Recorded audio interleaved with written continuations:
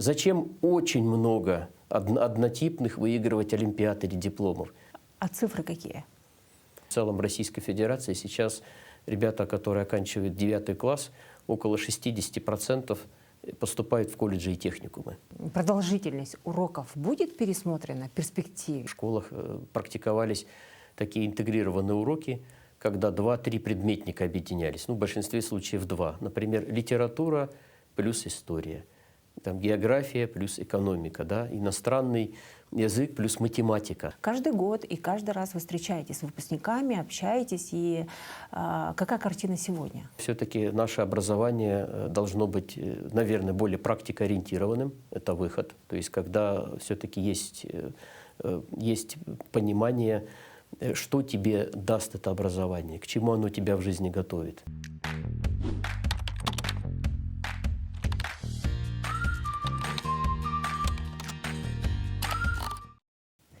Михаил Юрьевич, здравствуйте. Мы очень рады видеть вас в нашей студии. Добрый день, Анна. Спасибо за приглашение.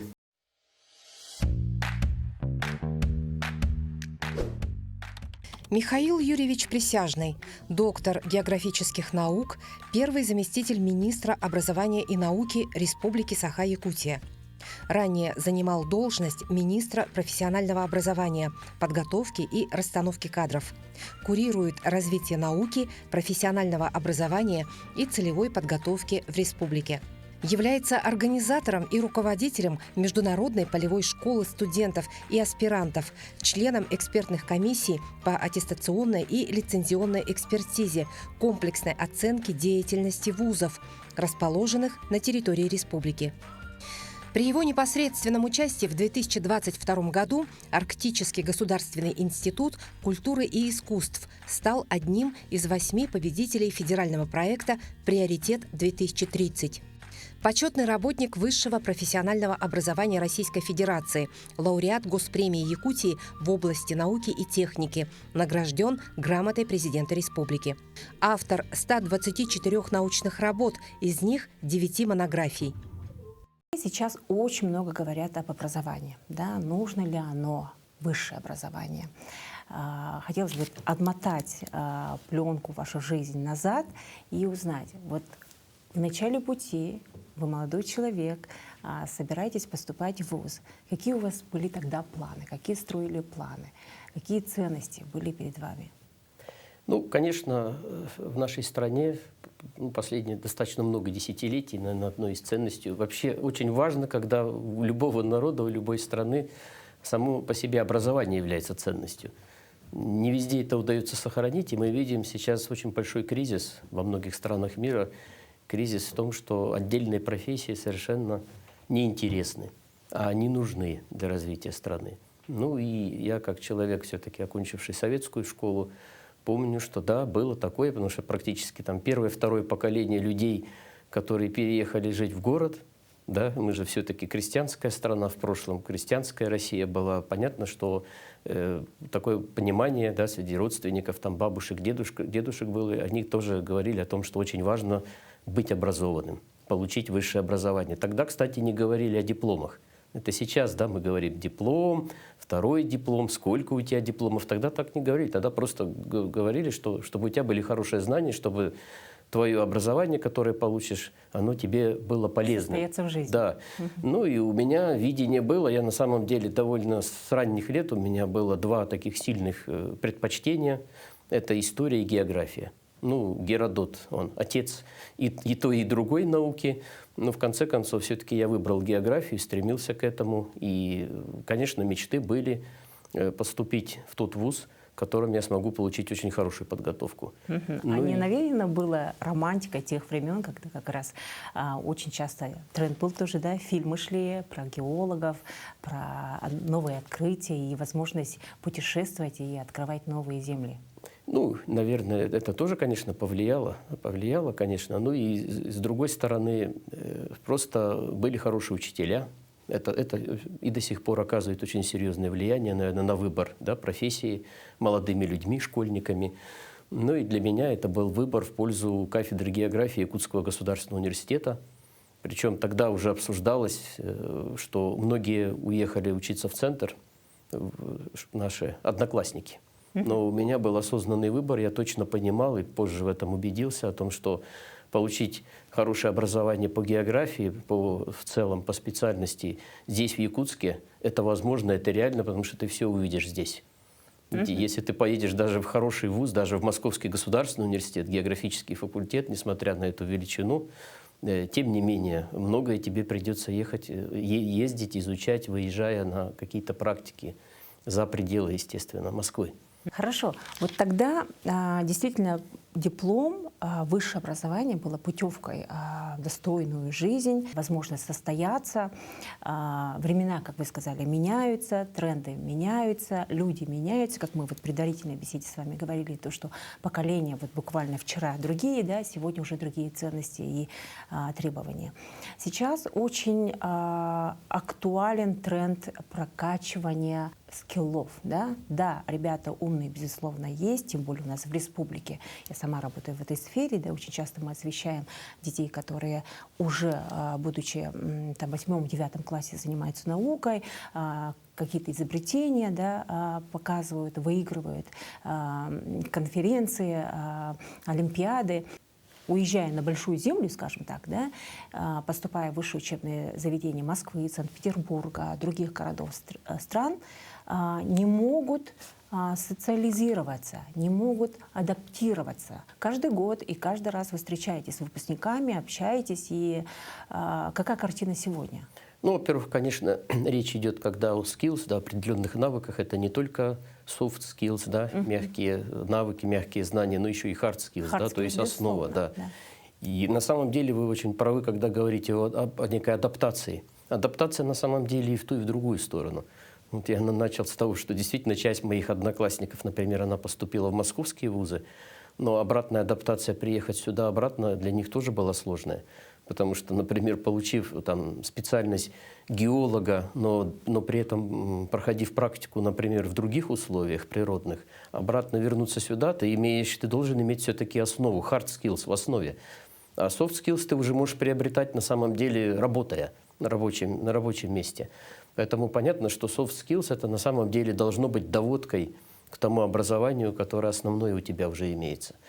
Ну и можно вспомнить, на самом деле, тоже вот, тренды, да, скажем, последних десятилетий. Ведь был период, когда мы говорили школа производства вуз, и в этом тоже была основа. То есть на самом деле тогда это никто не называл скиллами, да, навыками, но люди приобретали определенный жизненный опыт, человеческий опыт, они более осознанно подходили к выбору своей будущей профессии, будущей специальности. То есть, по сути, была такая активная предпрофессиональная подготовка.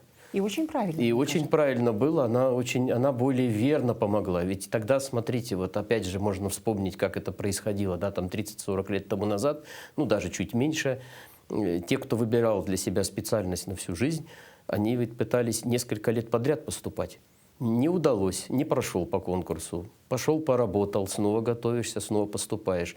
Сейчас, к сожалению, среди молодых людей выбор идет быстро, может быть, даже сиюминутно это происходит. И, к сожалению, такое же легкое расставание.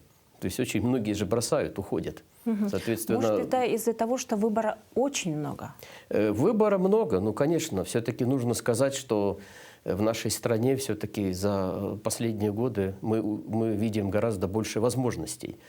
И на вузовском уровне, в основном на вузовском уровне, нужно сказать, появилось очень много образовательных точек присутствия, много новых специальностей появилось, которые представлены теперь не в нескольких вузах на территории страны, а во многих вузах. Соответственно, это, конечно же, выбор.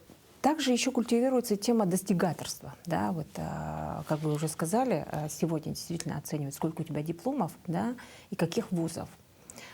Есть даже отдельные люди, которые коллекционируют дипломы, сертификаты, повышение квалификации и так далее. При этом это даже одно дело, когда это, там, скажем, условно, как это называют, да, стена тщеславия, это одно. И это, в принципе, неплохо. Потому что я помню, что когда я работал учителем в школе, то для меня очень важно было, что мои дети становились, например, победителями Олимпиад. То есть я же гордился не своими успехами, а успехами своих учеников.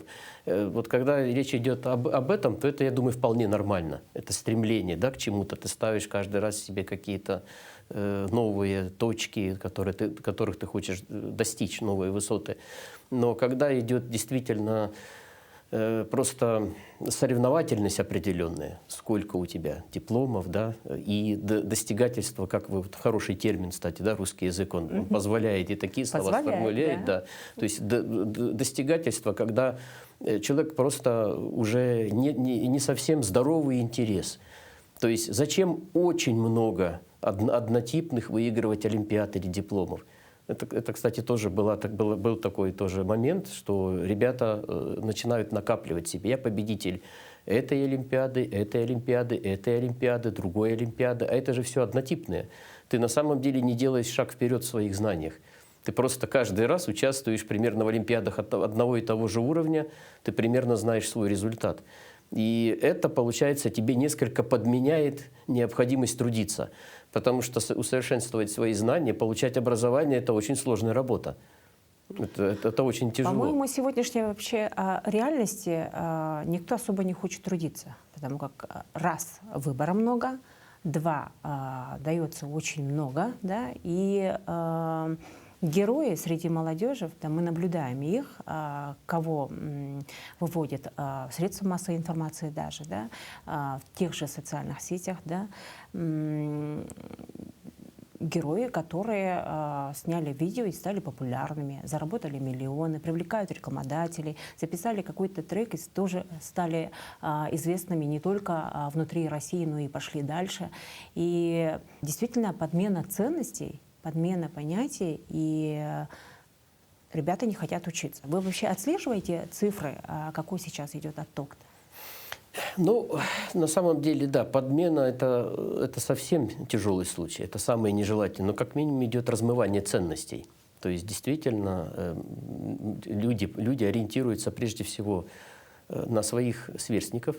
То есть если они видят, что такой же, как я, может быть, там чуть старше меня, чуть младше меня, но он добивается успеха таким способом, он интересен, о нем говорят, он имеет определенный заработок, люди начинают воспринимать, что, оказывается, это такой способ. Но все не у каждого же так может произойти. У каждого есть свой шанс. И шансы, и стабильность – это разные моменты. Поэтому понятно, что мы видим и все-таки считаю, что значительная часть молодых людей, она, наверное, сейчас теряет время. То есть нужно вот все-таки быть в этом плане более решительным, более ответственным, потому что когда ты выбираешь свое будущее, например, да, свой путь в будущем, то понятно, что как одно время говорили, да, сравнивали мальчиков и девочек, и говорили, что если в семьях есть мальчики, да, надо торопиться получить образование, девочка может, да, немножко там, скажем, повыбирать, но на самом деле это же наша человеческая жизнь, то есть мы теряем свое время, продуктивное время, когда мы способны к получению каких-то новых знаний и к образованию. Поэтому, конечно, мы пытаемся, и в стране это происходит, и наши, например, я лично, мы стараемся все-таки искать позитивные примеры тех ребят разного возраста, от самых маленьких до самых взрослых, которые показывают именно, как нужно и правильно планировать свое будущее, помогать себе, но при этом не забывать думать о потребностях общества. То, что нужно твоей семье, твоей там, республике, твоей стране. А цифры какие?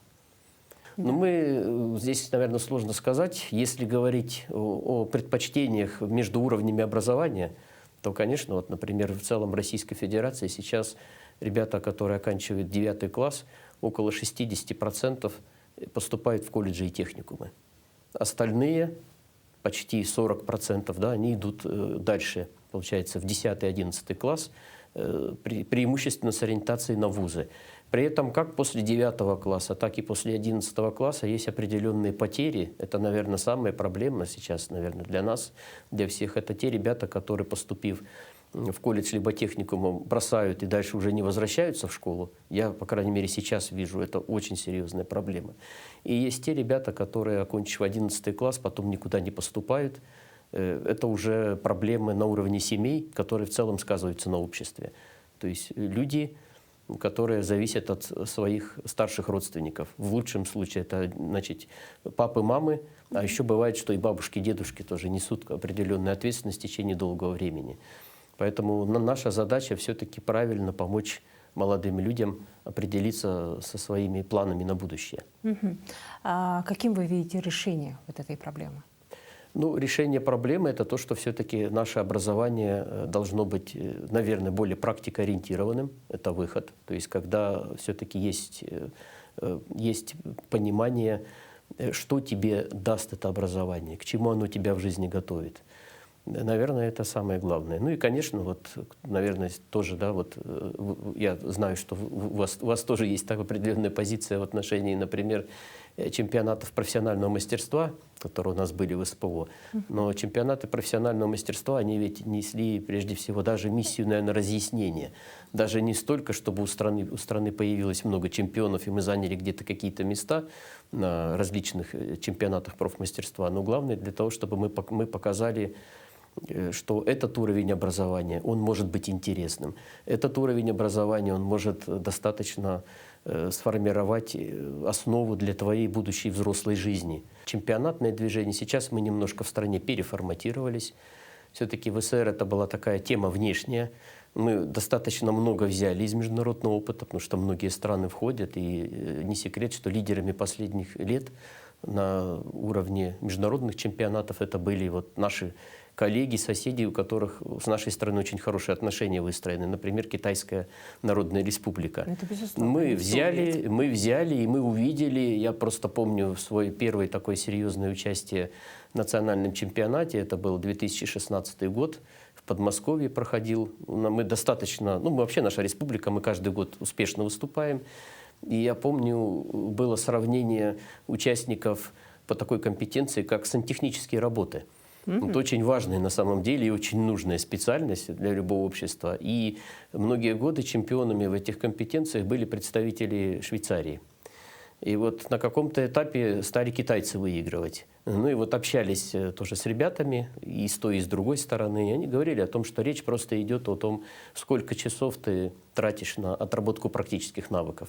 То есть Китай очень много в это вкладывал и в отработку практических навыков. И поэтому, понятно, те люди, которые готовятся к чемпионату, которые проходят чемпионат, они показывают, как можно своим трудом добиться результата. То есть это стимулирует, это привлекает, это разъясняет и, по сути, закладывает возможность для того, чтобы повышать в целом качество жизни. Потому что, на самом деле, разнообразные же компетенции. Там же не только промышленность, не только транспорт, там прежде всего то, что нам нужно сейчас, да, всему обществу, это компетенции, связанные со сферой услуг, потому что большинство занятых в нашей стране сейчас, они работают в сфере услуг. Это все, что касается там, парикмахерского дела, фотографии, кондитерского дела там, и прочего. Поэтому это, конечно, такой очень хороший инструмент. Сейчас страна перестраивается. У нас в этом году запущено несколько линеек чемпионатов.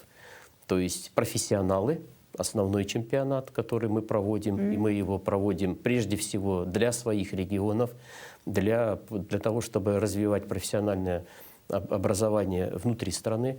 Чемпионатная сетка, которая учитывает арт-мастерс, так называемые, творческие профессии, креативные специальности, и мы вот сейчас будем расширять там свое участие. Ну и у нас есть такая очень важная сейчас тема, это чемпионаты между регионами. Например, примеры я могу привести. Это Алания, Якутия, Северная Осетия, Алания и Якутия. Мы дружим регионами и друг другу помогаем создать вот эту атмосферу сотрудничества. Мы продолжаем оставаться частью международного движения Обилимпикс. Это так называемая Олимпиада возможностей. Это для людей, ребят с ограниченными возможностями здоровья, с особыми образовательными потребностями разного возраста. Это и юниоры, это и молодежь, и это люди старшего возраста. Михаил Юрьевич, Если бы сейчас перед вами стоял выбор поступить в высшее учебное заведение, либо проверить себя в разных направлениях, фотография, там, география, не знаю, кулинария, вот эти вот действительно скиллы, да, наработать максимум скиллов, IT-программирование, графический дизайн, да, либо поступить, вот так учиться, да, и поступить в высшее учебное заведение. Что бы вы выбрали сейчас, в сегодняшних реалиях? Ну, наверное, я бы сделал такой же выбор, который я сделал много лет назад, потому что тогда как раз, вот когда я поступал, когда я оканчивал школу, то есть как раз появилась возможность одновременно получать не одно, а несколько высших образований и одновременно учиться также и на других программах. Ну, я не стал получать несколько высших образований, как я уже сказал выше, выбрал одно, но параллельно я поступил в Якутский финтех. Теперь это называется Якутский финансово-экономический колледж. И, в принципе, параллельно с обучением в университете я закончил Якутский финтех на тот момент. И это хорошая возможность. Ну и плюс, конечно, я все-таки считаю, и сейчас бы, что бы я выбрал, это то, что все-таки параллельно с учебой надо стараться работать как минимум в период производственной практики. Если появляется такая возможность, и многие этим сейчас пользуются студенты, то все-таки стараться работать по своей будущей специальности в период еще обучения в вузе. И то, что касается скиллов, да, как сейчас говорят, да, навыки, то понятно, что у каждого из нас, ну вообще обучение же должно быть интересным, заставлять нельзя. То есть, наверное, вот здесь вот нужно, когда человек чувствует потребность саморазвиваться, но это же должно быть у него заложено. То есть мы человека должны научить учиться. Это, скорее всего, мы должны делать, да, в период обучения в школе. Ну и потом человек должен в течение своей жизни просто понимать, что да, вот нужно обновить свои знания. То есть, по сути, короткие программы – это способ обновления знаний. Как ведется работа со школами сейчас? Современные дети, конечно, гораздо более перегружены, чем мы. У них все очень расписано, потому что все-таки наряду с тем, что они изучают в рамках основной образовательной программы, ребята же еще очень много осваивают в рамках дополнительного образования. И для детей это определенное тоже планирование своего времени. То есть на самом деле, когда вот вы выше спрашивали о скиллах, на самом деле, наверное, важным сейчас для современного человека это научить планировать свое время. Менеджмент, самопланирование своего времени. Ну и вот, например, одна из программ, которую вы сейчас упомянули, это финансовая грамотность. Действительно, я эту программу поддерживаю. Сам лично вот в прошлом году был как лектор, да, я проводил занятия, правда, в онлайн-формате по экономическим зонам нашей республики для педагогов, которые работают в школах. На данный момент, конечно, у нас в республике лидерами являются колледжи и техникумы, где 100% введены эти программы финансовой грамотности. Они помогают молодым людям правильно планировать бюджет, разбираться в инструментах, то, что им может помочь в реализации своих идей, своих планов, потому что у многих это все-таки предпринимательская основа. Ну а на уровне школы пока есть немножко отставание. Плюс такие проекты, как финансовая грамотность, они все-таки имеют дополнительный характер. Они не стоят, например, в расписании. Ну, пытаемся, но это же очень сложно запланировать. Просто это должно быть стать частью других предметных областей. Практические результаты программы по финансовой грамотности, кроме обучения самого человека, это то, что этот человек дальше учит других. Это замечательно, то, что согласно потребностям даются такие уроки, факультативы. Но тут же идет и есть какое-то противоречие, да, потому как вы же говорите, первый запрос — это желание быть предпринимателем, да, быть предприимчивым, грамотно распоряжаться деньгами. Тут же мы говорим о высшем образовании. Да. Вот в этом направлении что-то похожее, либо через действительно интегрировать вот эти какие-то ценности в этот предмет. Думаете в этом направлении? Ну, думаем, потому что все-таки, как вы правильно говорите, тренды, хотя слово, конечно, такое, да, зарубежное, но все-таки то, что происходит, тенденции, можно сказать, да, те, которые происходят, например, связанные с IT-сферой, этих цифровые компетенции, да, дети цифрового времени, такого, да, цифрового века, нужно готовить к освоению любой будущей профессии, любой специальности, давая очень хорошую подготовку в сфере информационных технологий. Это, наверное, одна из таких возможностей. Ну и вот проблемный момент, тот вопрос, который сейчас прозвучал, и до этого, это то, что все-таки очень много сейчас идет обсуждений относительно трудового воспитания. Вот вопрос воспитания. Все-таки образование без воспитания – это не работающие вещи. Поэтому, конечно, как мы можем с вами сколько угодно проводить различных дополнительных занятий, курсов, чем-то увлекать. Мы можем просто увлечь ребенка, ребенок вспыхнул, да, потратил свое определенное время, какие-то получил навыки, но дальше он их, например, не сможет применить на практике, он не воспользуется ими и не поступит дальше, не получит эту специальность. Но трудовое воспитание я упоминаю, потому что вот споров же очень много идет. Можем ли мы, да, заставлять ребенка, имеем ли мы право, есть определенная его защита, очень много споров. И здесь, к сожалению, не всегда позитивную роль выполняем мы, родители. Не всегда наша роль позитивна, потому что многие, к сожалению, относятся к школе и к труду учителей достаточно потребительски. И, например, говорят, нет, только я могу определять, что лучше есть для моего ребенка. Часто при этом, понятно, не учитывают мнение тех, кто этим занимается профессионально. А профориентация сейчас поставлена на достаточно высокий уровень, то есть очень много возможностей для ребят, и психологическая подготовка, да, дополнительная, и вот, изучение все-таки наклонностей, к чему способности ребенка. То есть профориентация очень хорошая ведется, но не всегда ей пользуется. А вот трудовое воспитание, оно все-таки несет в себе миссию, когда людей приучают работать в коллективе, вместе работать. Поэтому это, наверное, не влияет на выбор самой профессии либо специальности, но это очень серьезно может влиять на поведение человека как будущего работника. Сейчас в сфере информационных технологий, да, IT-технологий уделяется очень пристальное внимание. Какие еще другие специальности поддерживаются государством?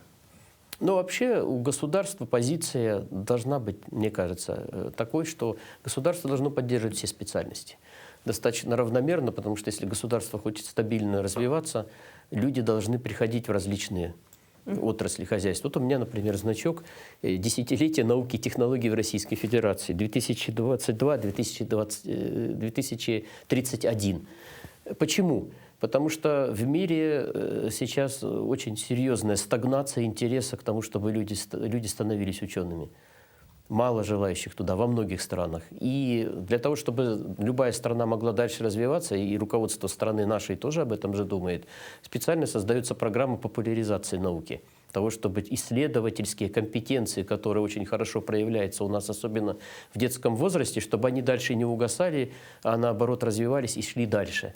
Поэтому государство старается все-таки равномерно планировать подготовку кадров. И я не разделяю предложения, которые иногда звучат о том, что давайте мы пока временно уменьшим подготовку кадров там, по широкому спектру специальностей, давайте сосредоточимся только на айтишниках или сосредоточимся только на тех, кто пойдет работать в промышленность. Мы можем получить кратковременные эффекты, но потом это может сказаться как перекос в подготовке кадров на других отраслях. Как было раньше, экономисты и юристы. Да. Сейчас, Михаил Юрьевич, очень много говорят о профессиях будущего. Да? Уже везде на официальных источниках вывешены списки, да, профессий. И как рекомендации даже пишут: готовьте своих детей по этим профессиям, потому как они в будущем будут внедрены. Уже делаете что-то в этом направлении? Да, ну вот смотрите, стремительно идет время. Я помню, вот в 2016-2017 годах, то есть совсем недавно, мы формировали перечень специальностей, которые вот востребованных и специальностей будущего. Теперь мы видим, что прошло всего 5 лет, и то, что мы тогда говорили, это будут специальности будущего, это уже настоящее. Например, все, что касается подготовки операторов беспилотных летательных аппаратов, да, для различных отраслей хозяйства, там, для промышленности, для транспорта, для экологии, для системы ЖКХ. Это сейчас стало реальностью. То, что касается IT, компетенций многих, да, то мы с вами теперь видим, что практически многие из нас, мы с вами в какой-то степени тоже айтишники. То есть без этого и мы видим, что даже люди старшего возраста вполне успешно себя реализуют, приобретая эти новые для себя компетенции. Поэтому профессии будущего, на самом деле, это профессии, которые есть сейчас, но которые имеют новое звучание, может быть, даже новое название. Но, насколько мне известно, архитекторов уже делят. Да? Есть архитекторы зданий, конструкций, есть архитекторы территорий. Есть дизайнеры, конструкторы одежды, есть дизайнеры космических костюмов. Но вы правы, на самом деле очень много компетенций и специальностей формируется на стыке. То есть мода и дизайн, да, архитектор и планировщик, там, да, вот на самом деле это получается две как будто бы разные специальности, которые счастливо между собой объединяются. И поэтому, вот как одно время было, например, инженер-педагог, тоже же достаточно, да, звучит, но тем не менее сейчас выявилось, вот особенно в год педагога и наставника, который у нас в стране объявлен, что не хватает, например, профессионально подготовленных мастеров производственного обучения. Мы сейчас этот момент видим. Да, мы обновили там материальную базу, обновили содержание, есть интерес, ребята приходят, но это тоже специальность, которая нужна. Она не теряет свою актуальность. То есть я бы, наверное, так здесь правильно сказал о том, что наряду со специальностями будущего есть целый ряд профессий и специальностей, которые просто приходят к современному формату. Пандемия развила экранную культуру. Да, в обучении мы это видим. Вы, папа двоих детей, наверняка тоже все это чувствуете, видите. Вообще ваше отношение к такому образованию, все-таки офлайн, да, когда мы вот, чувствуем человека, видим человека, его энергию, да, его знания, его эмоции считываем. Да, и да, действительно, человек мотивируется. Через экран это немного сложно. Это должны быть какие-то уникальные люди, которые уметь воздействовать через экран. Ваше отношение. Вот мое отношение такое, а ваше отношение какое? Ну, здесь очень много заблуждений, надо сказать, относительно образования. Кто-то говорит, вот появился новый способ образования или обучения. На самом деле и фиксации, да, мы говорим, фиксации, тиражирование этих знаний. Но на самом деле просто человек же снова, это эволюция, да, идет его изменений, потому что мы с вами помним, что когда-то человек фиксировал, были наскальные рисунки, потом мы с вами на берестяные грамоты делали, папирус, пергамент, да, там, например, потом там где-то выбивали на каких-то глиняных там дощечках и, наконец, дошли до современного формата бумага. Ну а теперь то же самое, но только в другом формате. На самом деле вроде бы ничего не изменилось, просто другой технологический уровень. С другой стороны, вот из таких явных, заметных для простого человека, для нас с вами изменения, это то, что вот у нас в условиях нашего экстремально холодного климата мы с вами знаем актированные дни. Актированные дни, которые превращаются в актированные недели в условиях нормальных зимних температур, характерных для Якутии. Ну и, соответственно, в этом случае действительно дети были полностью дома, да, и с учителем практически не общались, только передавались домашние задания. А сейчас практически нет перерыва. Это же тоже изменение. Сейчас дети наши спокойно обучаются, чередуя то занятия в школе, когда это позволяет, то, скажем, взаимодействуя через экран. Но, конечно, психологически мы с вами прекрасно понимаем, что вот это экранное обучение, оно не учитывает разный темп освоения, который есть у детей. Потому что учитель, когда вот он общается вживую в аудитории, он может подстроиться под обучаемых, у которых есть разный темп освоения, есть свои индивидуальные запросы. Когда идет общение через экран, это, к сожалению, уходит. И я вот ощущаю тоже как родитель сейчас, что часто, что сейчас говорят дети, маленькие особенно, они говорят о том, что неинтересно. Они очень быстро теряют интерес, им скучно становится в силу того, что они привыкли вот к тому, что что-то должно происходить очень динамично. А на самом деле, я еще раз хочу к этому вернуться, что вот образование – это процесс очень ответственный, очень серьезный, очень сложный. И не зря, да, большинство стран мира, они выделили столько много времени для получения образования. Вы упомянули то, что отслеживаете обучения своих детей. Вы общаетесь с ними на тему, будут они куда-то поступать, кем они себя в будущем видят, где хотят жить, где хотят работать? Ну, на самом деле, конечно, мы все-таки с вами люди, да, люди, и поэтому понятно, что у разных поколений, ну, немножко есть изменения, но есть и похожесть. Ну, я, например, в детстве там мечтал быть самым главным агрономом. Это то, что вот родители, например, поняли. Да. Ну, это интересно было. Понятно, что потом была эволюция этого. Поэтому у всех детей, и мои тоже не исключение, у них тоже есть эволюция. То есть они хотят быть то одна профессия, то другая профессия. При этом, конечно, они подхватывают то, что происходит среди сверстников, то, что они видят в соцсетях, то, что они видят там в ТикТоке, еще где-то, что какие-то вот эти вот клиповое мышление, да, у них такое действительно возникает, ориентация на зарабатывание, вот эти стримы, они пытаются, но мы же прекрасно понимаем, что не у всех это получится. Поэтому я желаю вообще всем детям Земли на том, чтобы та профессия, которую они выберут, она была им прежде всего интересна. Но в то же время я прекрасно понимаю, что сейчас это, скорее всего, должны быть некие такие связки. То есть это, например, школа плюс дополнительное образование вместе. Это, например, вуз и профессиональное обучение вместе, то есть плюс. И дальше это, например, работа плюс стажировка. То есть скорее вот такая идет динамика, и здесь мы видим, что людям, детям теперь нашим приходится гораздо сложнее, чем нам. В завершении нашего разговора хотелось бы узнать, каким вы видите образование через 5 лет и через 10 лет? Ну, мы сейчас проговорили, да? Буквально 5 лет назад мы говорили об одном, а сейчас это уже настоящее. Ваши прогнозы? Прогнозы – дело неблагодарное, тем более вы видите, что совсем за короткий период времени такой резкий скачок произошел. Но, конечно, и с точки зрения философии, методологии, осознания, все-таки переход к знаниевой экономике, он явно произошел, он дальше будет углубляться.